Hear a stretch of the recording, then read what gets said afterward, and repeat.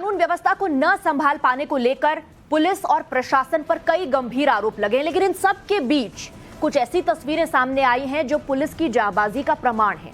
ये तस्वीरें खूब वायरल भी हो रही हैं। ये दरअसल सिपाही नेत्रेश शर्मा की तस्वीरें हैं, जिन्होंने अपनी जान पर खेलकर एक मासूम बच्चे की जान बचाई। उनसे बात की हमारे संवाददाता भंवर पुष्पेंद्र। करौली इस समय एक तरीके से कैद में है। जो उपद्रव हुआ है उसके बाद से कर्फ्यू है, लेकिन आगजनी, हिंसा, उन सब के बीच में एक मानवता की तस्वीर देखने को मिली, और वो तस्वीर थी कांस्टेबल नेत्रेश शर्मा की।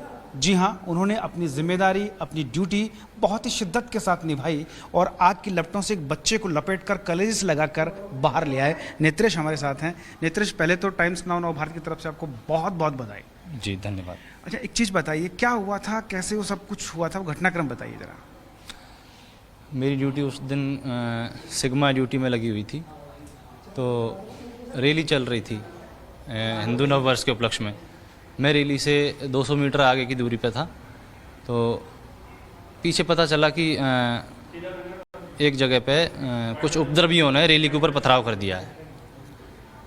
जैसे मुझे पता चला, मैं वापस घटना स्थल की ओर आ रहा था, तभी बीच में एक दुकान के आगे 2 लोग बैठे हुए थे जिनके सिर से खून निकल रहा था।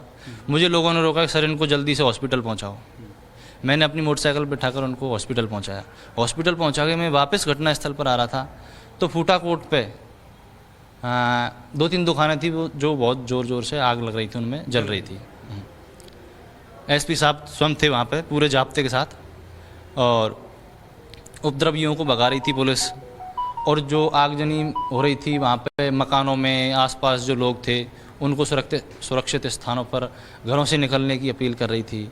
कोई आग को बुझाने की कोशिश कर रहा था, सब लोग अलग थे। इस बीच 2 दुकानों के दोनों दुकानें जल रही थी, उनके बीच में एक घर था, उसमें 2-3 महिलाएं और एक महिला की गोदी में एक बच्चा था।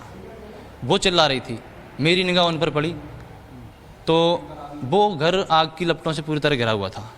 दोनों तरफ दुकानों में आग लग रही थी। मैं वहाँ से निकल के तुरंत सीधा मकान में पहुँच गया। महिला की गोद से मैंने बच्चे को लिया। महिला ने पहले से उसको एक शॉल में लपेट रखा था। मैंने उसको गोद में लेके सीने से चिपका के महिलाओं से कहा कि तुम घबराओ मत और मेरे पीछे इस घर में से तेज़ी से निकलो। तो मैं भी उस बच्चे को लेकर और तेज़ी से घर से निकल गया। महिलाएं मेरे पीछे पीछे आ गई। उनको सुरक्षित स्थान पर पहुंचाकर मैंने उनको आगे रवाना कर दिया वहाँ से कि जाओ तुम घर।